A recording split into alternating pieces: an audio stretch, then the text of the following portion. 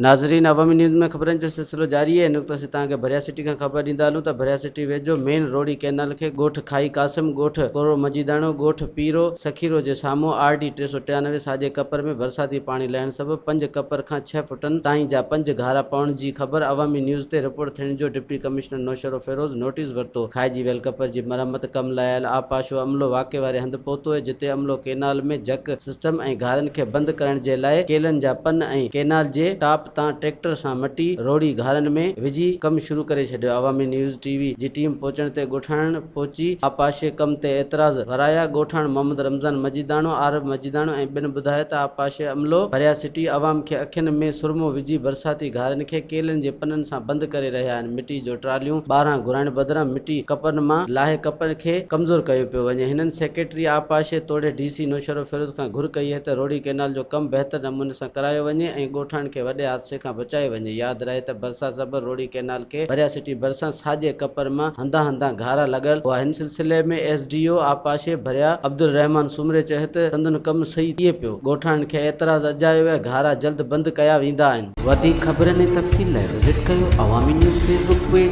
YouTube page ऐं अवामी news website.